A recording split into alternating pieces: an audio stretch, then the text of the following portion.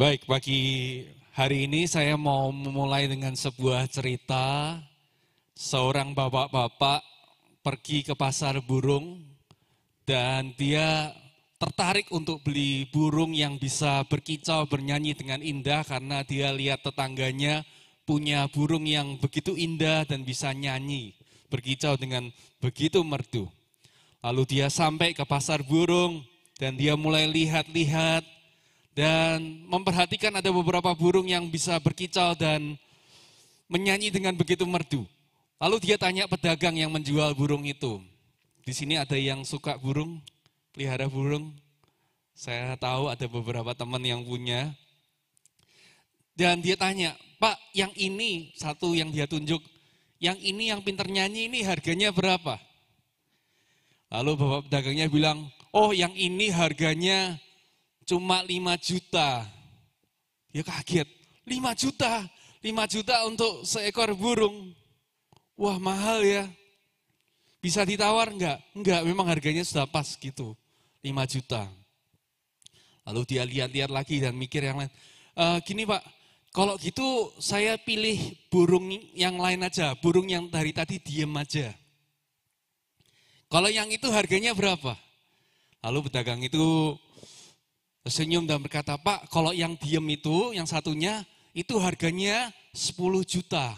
Hah? Dia bilang, 10 juta? Lu tadi yang nyanyi 5 juta, yang diem aja 10 juta. Kok bisa? Ada yang tahu jawabannya Bapak Ibu? Yeah. Bapak itu berkata, Pak, yang diem aja itu yang ngajarin burung-burung yang lain untuk nyanyi Pak. Saudara, kita belajar dalam bulan ini bahwa yang tidak kelihatan menentukan yang kelihatan. Kira-kira itu ya pesan yang bisa disampaikan. Yang kelihatan ditentukan oleh yang tidak kelihatan. Ayat kita dalam 3 Yohanes 1 ayat yang kedua mengatakan, saudaraku yang kekasih, aku berdoa supaya engkau baik-baik dan sehat-sehat saja dalam segala sesuatu, sama seperti jiwamu baik-baik saja.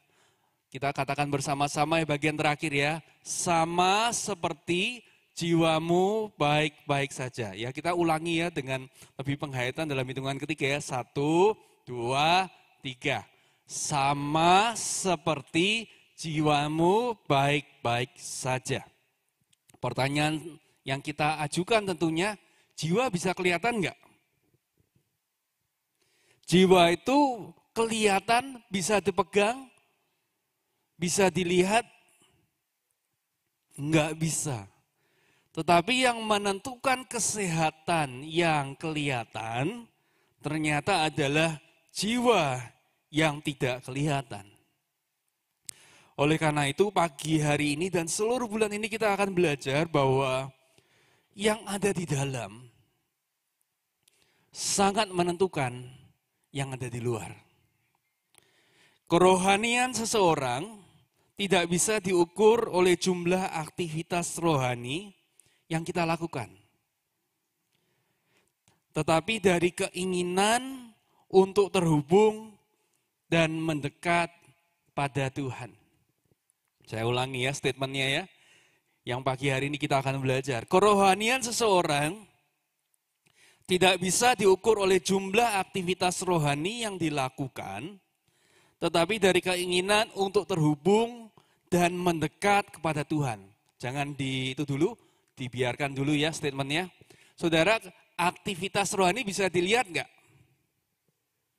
Aktivitas rohani bisa dilihat ya. Bapak Ibu datang ke gereja, Bapak Ibu bersekutu, ada yang latihan musik, ada yang persiapan, itu aktivitas. Setuju? Itu yang kelihatan. Yang kelihatan ditentukan oleh yang tidak kelihatan, yaitu apa? Keinginan untuk terhubung dan mendekat kepada Tuhan. Saudara, kalau saudara punya keinginan atau kerinduan, orang bisa lihat nggak? Saudara punya keinginan atau kerinduan, terlihat nggak? Nggak bisa dilihat secara langsung, tetapi akan terbukti dari tindakan yang kita ambil, betul ya?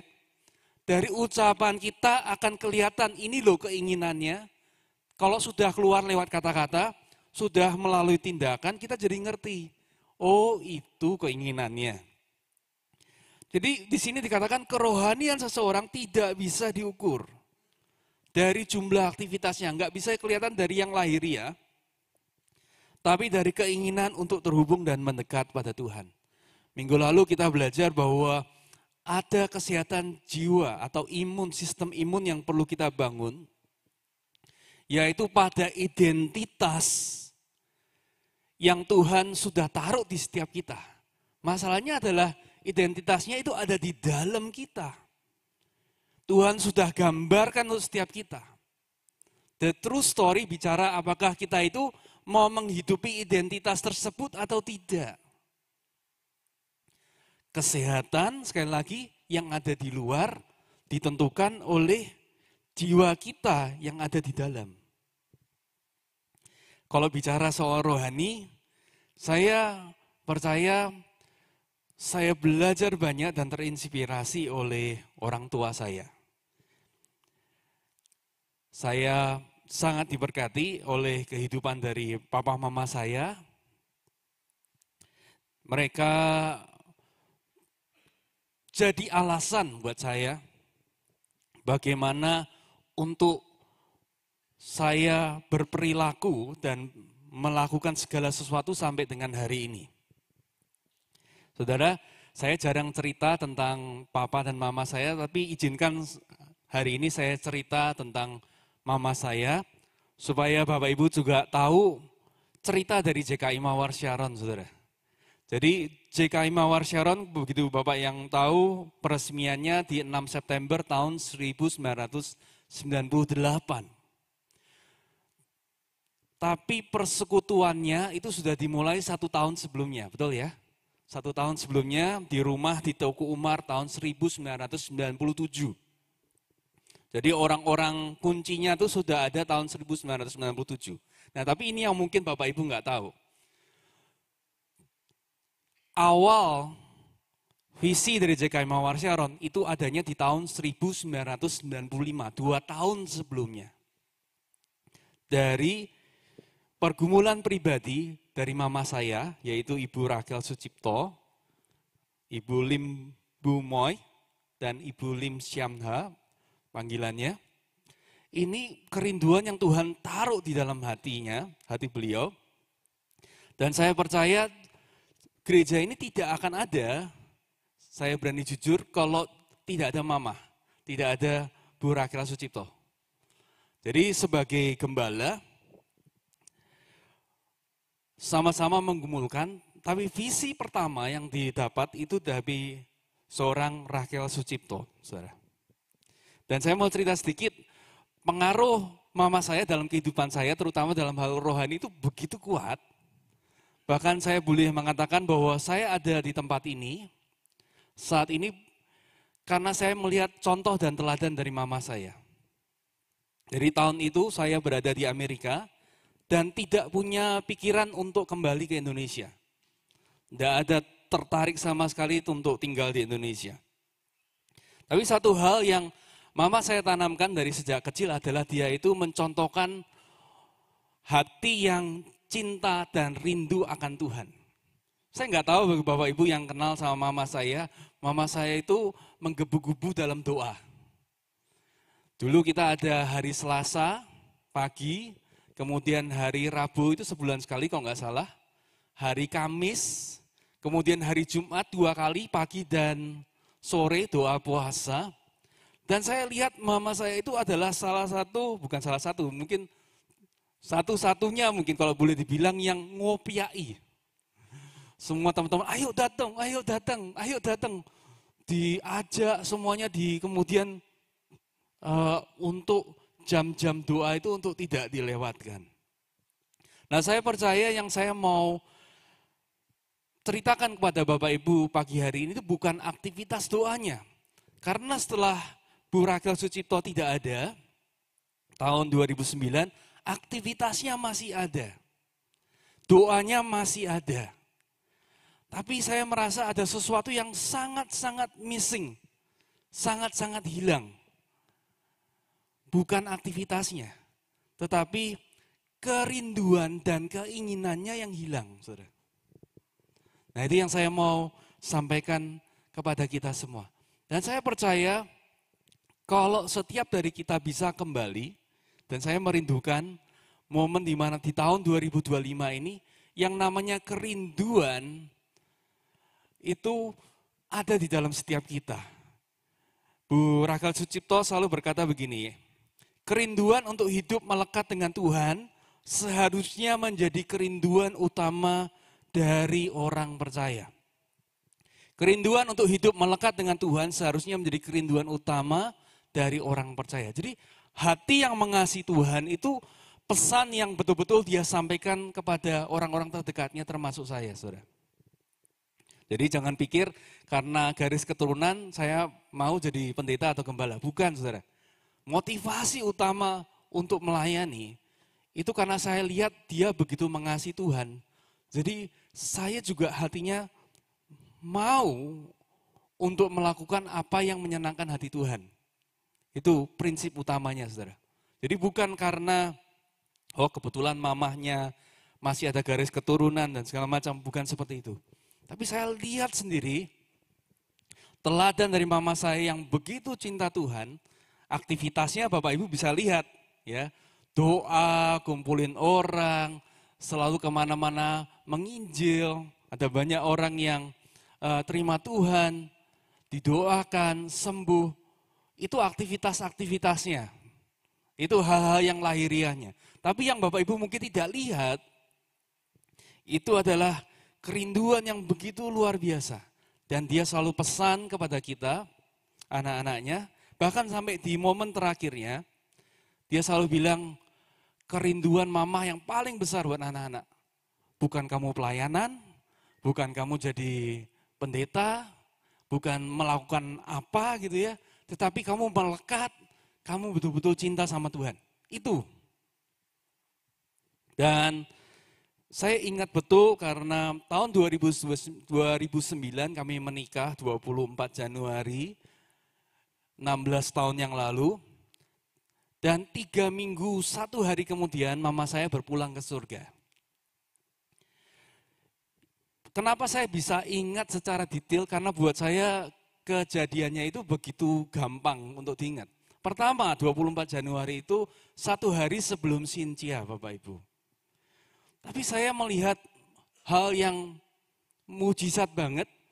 Selama beberapa hari sebelum pernikahan kami, tidak turun hujan sedikit pun, saudara. Di kota Semarang. Sama sekali. Itu Bapak Ibu coba ingat-ingat kembali atau lihat kembali catatan cuaca Januari 2009. Enggak ada hujan. Begitu selesai acara 24 Januari malam, itu hujan lebat, saudara. 24 Januari. Kemudian 3 minggu kemudian mama saya berpulang. Di hari Minggu saya ingat betul. Dan selama beberapa hari ke depan, di pelayanan kedukaan, di rumah duka, sampai penguburan, tidak ada hujan, saudara. Itu bulan-bulan yang sangat mestinya penuh dengan curah hujan, saudara. Begitu acara selesai, di pemakaman, hujan lebat, saudara. Dan cuaca seolah-olah kembali normal. Itu buat saya kayak, wah saya enggak bakal lupa, saudara. Kejadian-kejadian seperti itu, wah orang yang dekat, orang yang mengasihi Tuhan, itu kayak apa ya, very VVIP buat Tuhan, sangat-sangat berharga buat Tuhan. Hatinya melekat sama Tuhan. Satu lagi yang saya terkesan adalah hari terakhir, saudara. Hari terakhir itu kita punya kesempatan untuk berdoa bersama sama mama saya, waktu itu dirawat di Ungaran. Dan hari terakhir itu saya belum pernah jujur selama 14 tahun menjadi pendeta, menemani dan melayani orang yang akan dipanggil Tuhan, ngalami yang namanya hadirat Tuhan yang begitu manis dan begitu indah di hari terakhir, saudara.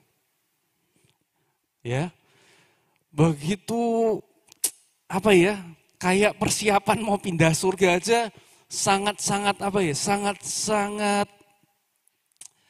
sangat istimewa. Seolah-olah memang tahu bahwa itu memang harinya gitu.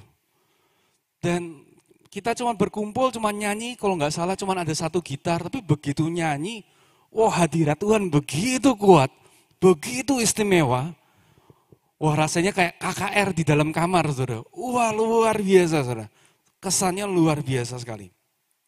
Dan sudah selesai acaranya, kita pulang karena pada waktu itu kita ada ibadah sore, waktu balik ke sana, mama saya sudah berpulang ternyata. Ya jadi saya melihat pribadi yang begitu mengasihi Tuhan dan itu ditunjukkan dari kerinduan yang begitu luar biasa. Saya teringat akan sebuah ayat dalam firman Tuhan dalam Yesaya 29 ayat 13. Tuhan tuh pernah suatu kali bilang begini sama bangsa Israel. Dan saya percaya pagi hari ini dia juga sedang menyampaikan ini kepada setiap dari kita, anak-anak Tuhan. Dia berkata seperti ini, dan Tuhan telah berfirman, oleh karena ini bangsa ini mendekat dengan mulutnya dan memuliakan aku dengan bibirnya, padahal hatinya menjauh daripadaku dan ibadahnya kepadaku hanyalah perintah manusia yang dihafalkan. Ini suatu peringatan dan teguran yang disampaikan kepada bangsa Israel pada zaman itu. Bagaimana mereka seolah-olah masih melakukan aktivitasnya, doanya masih, baca Alkitabnya masih, semua kegiatan rohaninya masih, tetapi dia bilang hatinya jauh. Hatinya jauh sekali dari Tuhan. Seorang Dallas Willard mempunyai sebuah quote, menyampaikan sebuah statement yang menurut saya bagus sekali. Dia berkata begini, "The greatest enemy of intimacy with God is service for God." The greatest enemy of intimacy with God is service for God. Saya akan terjemahkan, saudara. Penghalang terbesar, ayo silakan. Penghalang terbesar akan keintiman dengan Tuhan bisa jadi adalah yang kita anggap sebagai pelayanan, ya. Penghalang terbesar, karena belum tertulis, penghalang terbesar akan keintiman dengan Tuhan bisa jadi adalah yang kita anggap sebagai pelayanan. Ya saya tadi harus quote original quote-nya supaya Bapak Ibu tahu bahwa saya tidak salah menerjemahkan, salah mengartikan. Tapi dia berkata seringkali aktivitas-aktivitas rohani kita yang kita lakukan itu bisa misleading, bisa membuat kita berpikir, wah saya rohani banget kok, saya lagi dekat sama Tuhan. Padahal enggak. Karena kerohanian itu diukur tadi dari kerinduannya, dari keinginannya, bukan dari aktivitasnya. Diukur dari kesehatan jiwa kita, bukan apa yang ada di luar. Nah, apa yang kita bisa lakukan untuk memastikan untuk kita ini terus rindu, haus dan lapar akan Tuhan? Yang pertama, kalau Bapak Ibu lihat gambar ini, gambaran apa yang Bapak Ibu bisa tangkap kira-kira? Ini makanan yang sehat atau tidak sehat? Makanan yang Bapak Ibu akan konsumsi setiap hari atau sesekali saja? Poin yang pertama adalah jangan biasakan makan yang tidak sehat. Bapak Ibu kalau Anda ingin punya kerinduan hati yang berapi-api untuk Tuhan, selalu rindu Tuhan, paling sederhana adalah pastikan jangan kenyang dengan hal-hal yang gak sehat, saudara. Jangan kenyang dengan makanan-makanan gak sehat. Kalau kita terbiasa, saudara, makan makanan yang ditampilkan tadi, kita akan jadi puas Dan pada saat seorang kenyang, ditawari makanan yang sehat pun tidak akan mau, saudara. 1 Yohanes 2 ayat 15 katakan seperti ini, saudara. Rasul Yohanes mengatakan sebuah nasihat yang begitu luar biasa. Perhatikan ini. Janganlah kamu mengasihi dunia dan apa yang di dalamnya. Jikalau orang mengasihi dunia, baca yuk sama-sama, maka kasih akan Bapa tidak ada di dalam orang itu. Dalam beberapa terjemahan katakan, kalau kamu mengasihi dunia, maka kasih Bapa akan tersedot keluar dari hidupmu. Akan keluar begitu saja, saudara. Pertanyaannya dalam kehidupan kita yang sehari-hari, waktu kita dihabiskan untuk apa, saudara? Ada hal-hal yang bisa dalam tanda kutip mengenyangkan jiwa kita. Mungkin itu adalah kesibukan-kesibukan kita, hobi-hobi kita. Yang kita suka nonton, belum tentu hal yang dosa, saudara. Tapi hal yang mengenyangkan jiwa kita, membuat kita tidak lapar lagi sama hal-hal rohani yang Tuhan sediakan, saudara. Saya seringkali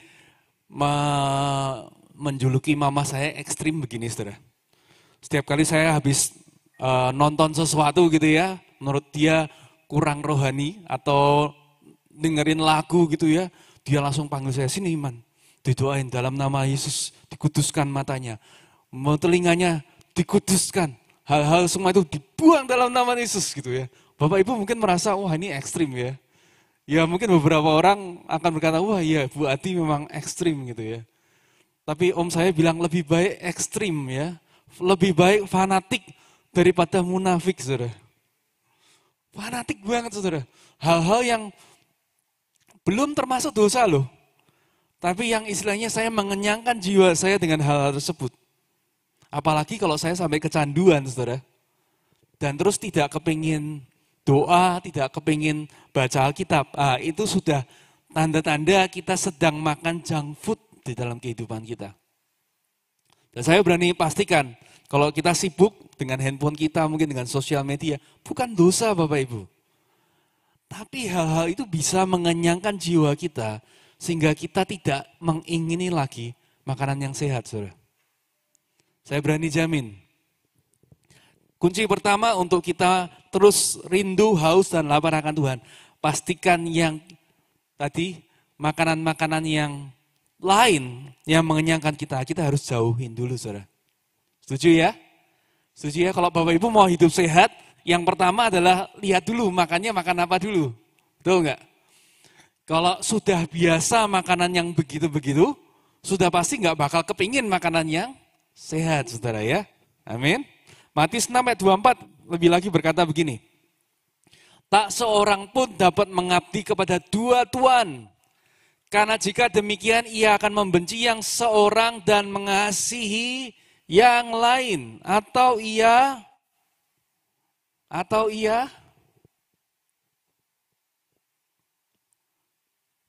ayatnya habis nih. Bentar.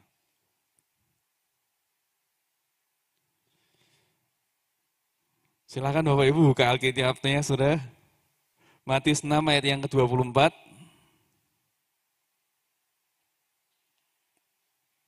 Wah, ini saya juga harus buka, saudara ya. Matius 6 ayat 24. Kita ulangi sekali lagi deh. Tak seorang pun dapat mengabdi kepada dua tuan, karena jika demikian ia akan membenci yang seorang dan mengasihi yang lain. Atau ia akan setia kepada yang seorang dan tidak mengindahkan yang lain. Kamu tidak dapat mengabdi kepada Allah dan kepada Mamon. Jadi ini pilihan, saudara. Kalau kita mencintai hal-hal yang dari dunia ini, firman Tuhan katakan, kasih Allah itu sudah pasti akan lenyap dalam kehidupan kita. Jadi kalau Bapak Ibu bertanya pagi hari, gimana ya caranya supaya terus membara-bara, apa kita bersemangat cari Tuhan, mau baca Alkitab, kok nggak rindu ya, kok males ya, kok capek ya? Pertanyaannya, sehari-hari makannya makan apa? Itu yang pertama. Yang kedua, saudara, Hal yang kedua untuk kita tetap sehat adalah gambar berikutnya. Ya, ini kearifan lokal makanan Indonesia. Biasakan makan yang sehat secara sengaja dan konsisten. Sama-sama katakan yuk, sengaja dan konsisten, saudara. Tadi kalau kita terbiasa makan makanan yang tidak sehat, kita tidak akan pingin ini.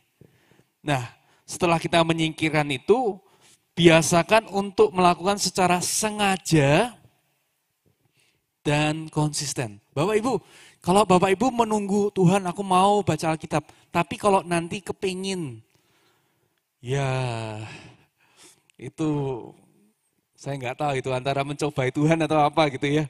Memang harus dilakukan secara sengaja, saudara. Nggak ada orang yang otomatis langsung ibaratnya langsung, wah kepingin baca Alkitab, kepingin untuk itu. Saya percaya bahwa keinginan itu awalnya ada. Tapi sekali lagi kalau makannya tidak sehat, sudah biasa nggak sehat, keinginan itu akan hilang dan berkurang dalam kehidupan kita. Mazmur 119 ayat yang ke-11. Dikatakan seperti ini, dalam hatiku aku menyimpan janjimu, supaya aku jangan berdosa terhadap engkau. Di sini dikatakan hatiku, dalam hatiku aku menyimpan janjimu. Kalau menyimpan itu sengaja enggak, saudara? Saudara ada yang punya barang berharga gitu ya, terus suatu kali tanya, yang kemarin jam yang bagus itu di mana? Di mana ya? Saudara-saudara cari nggak tahu gitu, tiba-tiba ada di kotak besi gitu ya, di penyimpanan Bapak Ibu. Terus Bapak Ibu bilang, wah saya tidak sengaja menyimpan gitu. Mana mungkin saudara, tidak sengaja menyimpan. Menyimpan itu adalah sebuah bentuk kesengajaan saudara. Kalau menyimpan itu artinya saya yang punya inisiatif untuk membaca, merenungkan, dan mempelajari saudara. Ada tindakan yang saya lakukan secara aktif. Jadi istilahnya bukan tiba-tiba saya kepingin gitu. Ya akan nunggu terus saudara ya. Tuhan bisa bekerja, Tuhan bisa merubah hati. Tapi tanggung jawab ada di dalam setiap kehidupan kita saudara. Amin. Kolose 3:16 lebih lanjut berkata seperti ini. Hendaklah perkataan Kristus diam dengan segala kekayaannya di antara kamu. Hendaklah perkataan Kristus diam dengan segala kekayaannya di antara kamu. Tahukah bahwa perkataan Kristus itu punya kekayaan, saudara? Punya kekayaan yang kalau kita hargai dan kita simpan, itu akan memberkati dan membuat hidup kita menjadi penuh, saudara. Jadi, sekali lagi, sengaja dan konsisten untuk memakan makanan yang sehat. Mungkin pagi hari ini atau besok Bapak Ibu keluar dari kamar gitu, nggak kepikir untuk berdoa, untuk baca Alkitab. Tapi perlu kesengajaan, langkah untuk melakukan itu, saudara. Amin. Itu yang diberikan contoh juga oleh Bu Adi. Ini sengaja banget ya, sangat konsisten. Dan saya tahu ruangan ini yang sebelah sini adalah tempat di mana di bawah di ruang sekolah minggu adalah tempat di mana sering dipakai untuk berdoa Selasa, Rabu, Kamis, Jumat gitu ya. Secara sengaja datang dan bahkan mobil yang ditinggalkan oleh beliau pada waktu beliau sudah pulang ke surga, itu saya lihat iseng lihat odometernya, saya kaget. Odometernya itu cuma sedikit, saudara. Untuk mobil dengan berapa tahun itu usianya sangat-sangat sedikit kilometer yang dipakai. Karena saya menyadari bahwa mobil itu cuma dipakai dari rumah ke gereja, saudara. Rumah ke gereja, jemput orang, nganterin orang, rumah ke gereja untuk doa, untuk aktivitas-aktivitas yang lain, saudara. Jadi saya lihat kesengajaan dan konsistensi Bu Rachel Sucipto yang begitu luar biasa, dan itu juga terimpartasi dalam kehidupan saya. Hal yang ketiga, hal yang terakhir. Yaitu adalah gambar berikut ini. Apa nih Bapak Ibu? Apa yang coba kita mengerti dari gambar ini? Ini adalah gambaran bara, saudara. Areng ya. Kalau kita masak sampai hari ini masih pakai areng, kita tahu bahwa panasnya sebuah areng itu juga ditentukan oleh sekelilingnya. Areng yang menyala sendirian, dia akan dengan cepat akan padam. Tapi orang-orang yang selalu rindu untuk berkumpul bersama, orang-orang yang punya kerinduan akan Tuhan, akan cari orang yang juga punya kerinduan akan Tuhan, saudara. Nah, kumpullah dengan orang-orang yang juga punya kerinduan akan Tuhan. Ibrani 10 ayat 24 sampai ayat yang ke-25. Dikatakan, dan marilah kita saling memperhatikan, perhatikan ya, supaya kita saling mendorong. Bukan satu orang mendorong ya, saling mendorong dalam kasih dan dalam pekerjaan baik. Janganlah kita menjauhkan diri dari pertemuan-pertemuan ibadah kita, seperti dibiasakan oleh beberapa orang. Tetapi marilah kita saling menasihati dan semakin giat melakukannya menjelang hari Tuhan yang mendekat. Saya belajar, saudara, bahwa orang yang cinta Tuhan, orang yang rindu, caranya dia bisa menjaga kerinduannya. Yang ketiga adalah dia memastikan kumpulannya, orang-orang terdekat dalam hidupnya, itu juga orang yang rindu. Jadi kalau Bapak Ibu melihat di dalam CC atau di dalam komunitas, dalam keluarga, orang ini dekat sama Tuhan, hatinya rindu, itu pasti atraktif, saudara. Pasti menarik. Dan pastikan Bapak Ibu menjadi orang-orang yang mau untuk mendekat. Kalau Bapak Ibu mendekat, kita juga akan ngalami apinya. Amin. Jadi kita kumpul, ya kalau semua sama-sama dingin, semua dingin, nyalainnya susah gitu. Tapi kalau ada yang menyala, kemudian kita kumpul, itu menjadi suatu kobaran kerinduan yang luar biasa, saudara. Jadi saya percaya setiap dari kita adalah bagian dari tubuh Kristus. Dikatakan bahwa kita ini harus saling mendorong. Sama-sama katakan saling mendorong. Saling mendorong itu, ya saya mendorong, saya juga didorong gitu ya. Saling mendorong itu artinya bukan cuma satu orang, tapi semua orang melakukan. Itulah yang membuat gereja Tuhan, tubuh Kristus itu jadi sehat, saudara. Semua saling mendorong, ayo kamu semangat sama Tuhan. Ayo jangan kasih kendor gitu ya. Coba bilang kanan kiri, ayo jangan kasih kendor. Ayo jangan lemas. Ayo jangan lemas. Amin. Roma 12 ayat 10 sampai 11. Roma 12 ayat 10 sampai 11 katakan gini, hendaklah kamu saling mengasihi sebagai saudara dan saling mendahului dalam memberi hormat. Janganlah hendaknya kerajinanmu kendor, biarlah rohmu menyala-nyala dan layanilah Tuhan. Amin. Saya minta David untuk bisa bantu saya, teman-teman tim Praise and Worship bisa mempersiapkan diri.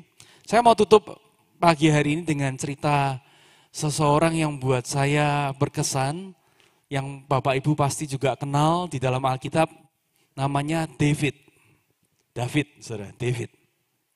Nah, saya mau cerita bahwa nama David ini sangat-sangat disukai banyak orang, sehingga kalau Bapak Ibu tahu kebetulan buka handphone saya, nama David itu ada lebih dari 5, saudara.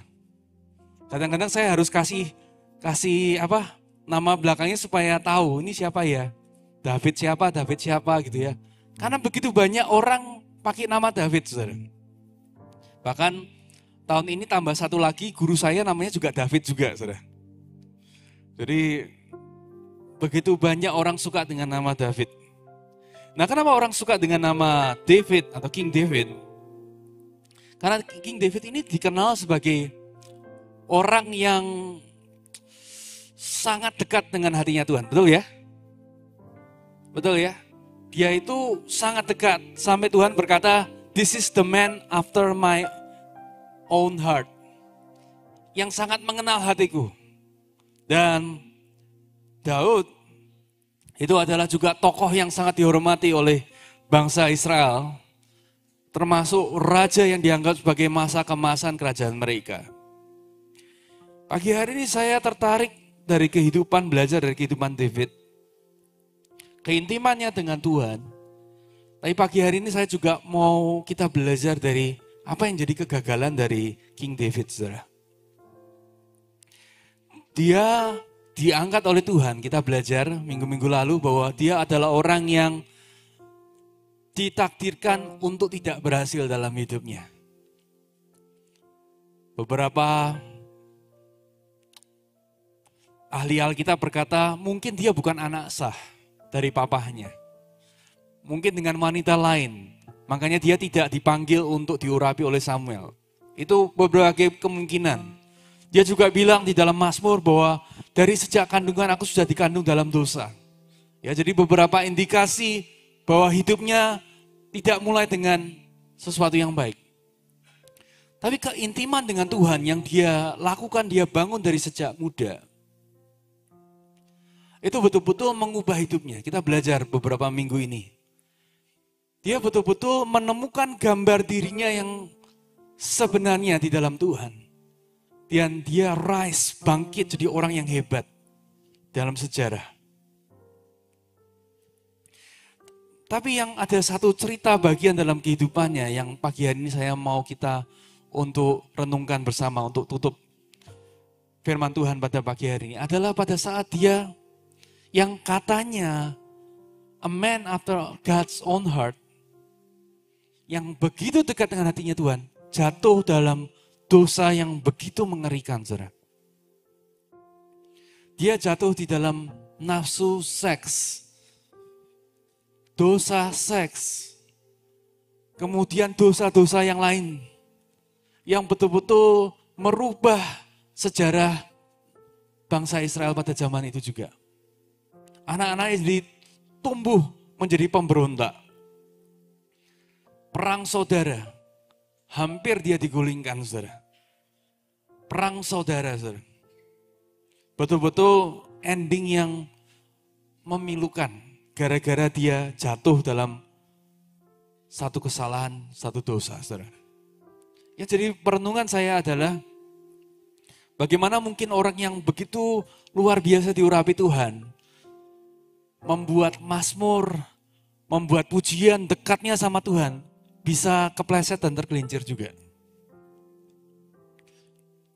Saya mendapati bahwa di dalam kitab Samuel dikatakan bahwa pada waktu musim semi, pada saat raja-raja biasanya pergi berperang, dikatakan bahwa Daud tetap tinggal ada di dalam istana, saudara. Saya nggak tahu apa yang terjadi, tapi mestinya itu bukan tempat untuk raja, saudara. Musim semi adalah musim di mana mereka harusnya ada di medan peperangan dan berperang. Saya membayangkan, mungkin Daud ini sudah begitu berhasil di dalam karirnya. Kalau perang dikatakan firman Tuhan, dia selalu menang. Kemanapun dia pergi, selalu Tuhan memberikan kemenangan. Akhirnya dia bilang mungkin panglimanya aja deh yang pergi. Dianya sudah yakin Tuhan akan menyertai, selalu menang, saudara. Dia berada di tempat yang tidak semestinya, saudara. Ada yang sense yang saya dapat bahwa King David became complacent. Dia menjadi nyaman, saudara. Dengan segala kemenangan dan segala segala accomplishment, segala pencapaian-pencapaian. Menulis mazmur, orang yang diurapi oleh Tuhan. Pelayanannya begitu luar biasa, pekerjaannya begitu luar biasa. Sampai dia mulai geser hati ya. Enggak lagi berada di tempat yang semestinya. Saudara, saya belajar bahwa kesehatan jiwa membutuhkan kebergantungan akan Tuhan yang terus-menerus dan kerendahan hati. Sekali lagi secara luar, King David ini kurang apa? berhasil luar biasa. Dia bermazmur. Dia ditakuti oleh raja-raja yang lain. Sangat dihormati, sangat respect. Tetapi yang ada di dalam hati atau jiwanya, yaitu namanya kerinduan, itu nggak ada orang yang tahu, saudara. Setuju nggak?